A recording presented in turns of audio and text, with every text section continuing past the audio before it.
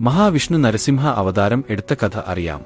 സഹോദരനായ ഹിരണ്യാക്ഷന്റെ വധത്തെ തുടർന്ന് ഹിരണ്യകശിപു ക്രോധാവിഷ്ടനായി ബ്രഹ്മാവിനെ തപസ് ചെയ്ത് ഒരു വരം വാങ്ങി മനുഷ്യനോ ഒരു മൃഗമോ തന്നെ കൊല്ലരും.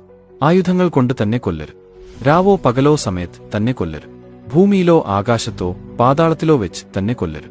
വരബലത്തിൽ അഹങ്കാരിയായ ഹിരണ്യകശിപു ജനദ്രോഹിയായി.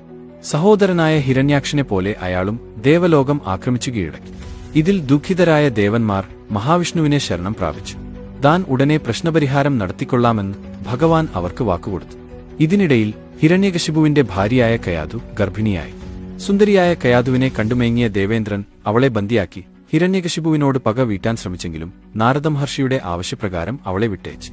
തുടർന്ന് കയാധുവിനെ തന്റെ ആശ്രമത്തിലേക്ക് കൂട്ടിക്കൊണ്ടുപോയ മഹർഷി അവൾക്ക് വിഷ്ണുകഥകൾ ധാരാളം പറഞ്ഞുകൊടുത്തു. ആശ്രമത്തിൽ വച്ചുതന്നെ കയാധു പ്രഹ്ലാദൻ ജന്മം നൽകി. മാതൃഗർഭത്തിലായിരിക്കെ തന്നെ വിഷ്ണുകീർത്തനങ്ങളും മറ്റും കേൾക്കാനിടയായ പ്രഹ്ലാദൻ തന്മൂലം ബാല്യം മുതലേ തികഞ്ഞ വിഷ്ണുഭക്തനായി മാറി. വളർന്നപ്പോൾ ഗുരുകുലത്തിൽ പഠിക്കാൻ പോയ പ്രഹ്ലാദൻ ഗുരുവടക്കം അവിടെയുള്ളവരെയും തികഞ്ഞ വിഷ്ണുഭക്തരാക്കി മാറ്റി. ഇതിനിടയിൽ ഹിരണ്യകശിപു തന്റെ രാജ്യത്ത് വിഷ്ണുപൂജ നിരോധിച്ചു.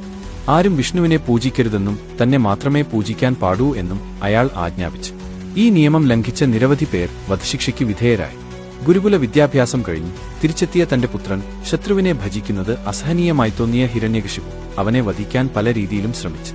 കൊക്കയിലും കടലിലും വലിച്ചെറിഞ്ഞും പാമ്പിന് തിന്നാൻ കൊടുത്തുമൊക്കെ വധശ്രമം നടത്തി.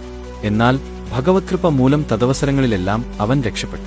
ഇത് ഹിരണ്യകശിപുവിനെ പൂർവാധികം കോപിഷ്ഠനാക്കി. അയാൾ തന്റെ സഹോദരിയായ ഹോളികയെ അതിനായി വിളിച്ചുകൊണ്ടുവന്നു. ശരീരം ഒരിക്കലും അഗ്നിയിൽ ദഹിച്ചുപോകില്ല എന്ന വരം ഹോളിക ബ്രഹ്മാവിൽ നിന്ന് കരസ്ഥമാക്കിയിരുന്നു. പ്രഹ്ലാദനെയും ഹോളികയെയും വിറകിനു മുകളിൽ കിടത്തി. തുടർന്ന് ഹിരണ്യകശിപു തീകൊളുത്തി.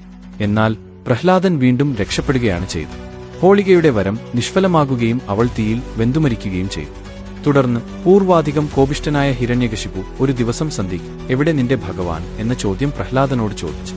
ഭഗവാൻ തൂണിലും തുരുമ്പിലും സർവ്വതിലുമുണ്ട് എന്ന് പ്രഹ്ലാദൻ മറുപടി പറഞ്ഞു.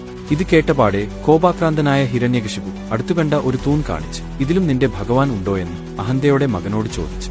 ഉടൻ തന്നെ ദേഷ്യത്തിൽ തന്റെ ഗദ കൊണ്ട് തൂണ് അടിച്ചു തകർത്തു. ആ നിമിഷം ഉഗ്രരൂപനായ നരസിംഹമായി വിഷ്ണു ഭഗവാൻ പുറത്തുചാടി. വരത്തിൽ പറഞ്ഞതുപോലെ പകലും രാത്രിയുമല്ലാത്ത സന്ധ്യാസമയത്തായിരുന്നു നരസിംഹാവതാരം. സിംഹത്തിന്റെ തലയും മനുഷ്യന്റെ ഉടലുമുണ്ടായിരുന്ന നരസിംഹം തന്മൂലം മനുഷ്യനോ ദേവനോ മൃഗമോ ഒന്നുമല്ലായിരുന്നു. ഹിരണ്യകശിപുവിനെ എടുത്തുകൊണ്ടുപോയ ഭഗവാൻ അയാളെ തന്റെ മടിയിൽ കിടത്തി കൈയിലെ നഖങ്ങൾ ഉപയോഗിച്ച് മാറുകീരി പിളർത്തിക്കൊന്നു. കൊട്ടാരത്തിന്റെ ഉമ്മറപ്പടിയിൽ വച്ചാണ് ഇത് സംഭവിച്ചത്. അങ്ങനെ വരത്തിന്റെ മറ്റ് നിബന്ധനകളും പാലിക്കപ്പെട്ടു. ഹിരണ്യകശിപുവിനെ വധിച്ചിട്ടും കോപമടങ്ങാതെ നിന്ന ഭഗവാൻ പ്രഹ്ലാദന്റെ സ്തുതിഗീതങ്ങൾ കേട്ട് ശാന്തരൂപനായി അവനെ അനുഗ്രഹിച്ച ശേഷം അപ്രത്യക്ഷനായി.